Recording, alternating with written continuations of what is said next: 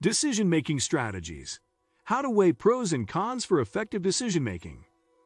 Many of us experience analysis paralysis when we're faced with a difficult decision.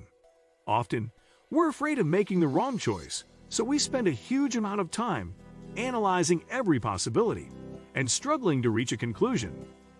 At other times, however, we are convinced that we already know what the best solution is, so we make decisions quickly and don't consider all the alternatives. You can avoid both of these situations by weighing up the pros and cons of a decision. A simple but effective decision-making strategy that allows you to look at the situation from different angles, consider appropriate solutions, and make a confident choice. In this video, we'll explore how you can analyze the pros and cons of a decision quantitatively so that you can make considered and well-informed choices. What are quantitative pros and cons? Weighing up the pros and cons can speed up the decision-making process, improve your understanding of the situation, and help you avoid decision-making paralysis. Using a simple pros and cons list encourages you to approach your decision objectively, without letting your gut feeling impact your choice. This method is particularly useful in group decision-making, when team members favor a certain idea, point of view, or plan. It encourages each person to consider other perspectives, and it can help your team reach a balanced, informed decision. How to use quantitative pros and cons. Weighing up the pros and cons of a decision is a quick and easy process. First, write the decision that you have to make at the top of a two-column grid. Label one side pros and the other cons.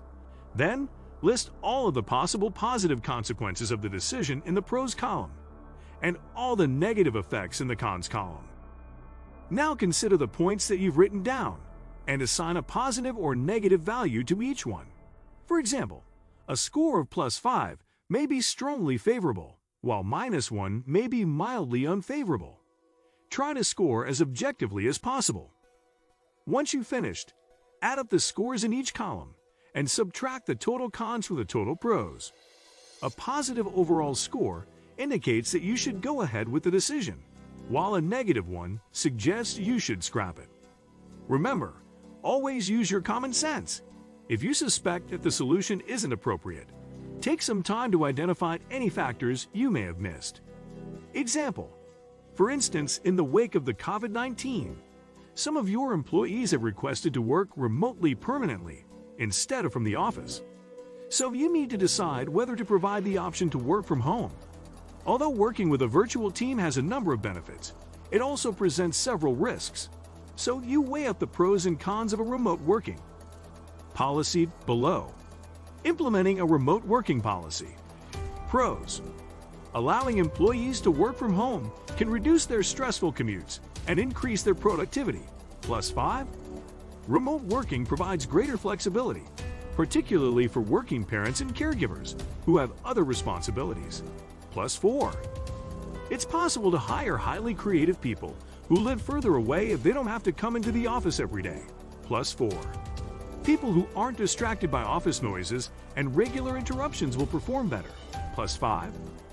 Team members' communication skills will improve, as they will learn to communicate more effectively using email and for example. +3. Cons. It may be more difficult for team members to build meaningful, productive, creative relationships with one another. -4. The organization would have to budget for equipment that team members can take home. -4. The organization may not be able to keep track of how people spend their time. -3. From now on, try to quantify the impact using concrete numbers. Put an end to the loose writing. Instead, tighten your thought process and sharpen your focus. The brain will rattle even more. The numbers game will cause you to sweat. But this approach has its rewards. You will finally have something tangible and worth scrutiny. However, ask yourself how important the individual points are.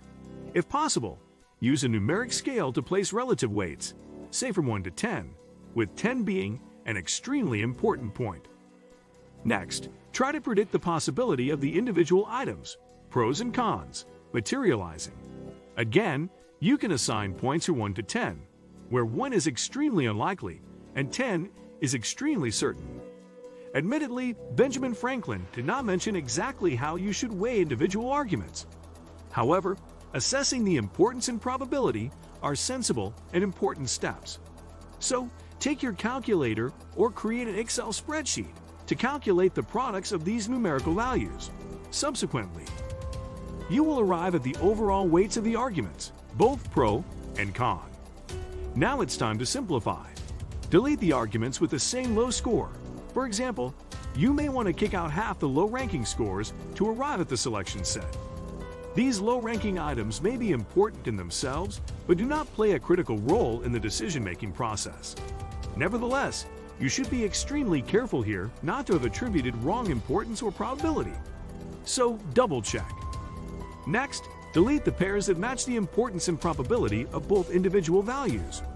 If the list is still too long and confusing, eliminate the pairs that only match the overall weighting. This way, you can reliably delete the arguments to arrive at the most compelling ones for or against a specific course of action. After you have removed the balancing arguments, it's time for a final analysis. Is one side significantly longer than the other? This can be a clear indication of your decision. What is the importance of the pros compared to the importance of the cons? What is the probability of the pros compared to the importance of the cons? How are the ratings of importance and probability distributed? Are there any observable patterns? Our brain loves to get lost in a tangle of diffused thoughts. Can you manage to have all the arguments in your head at the same time? If so, congratulations. However, many of us find it difficult to do so.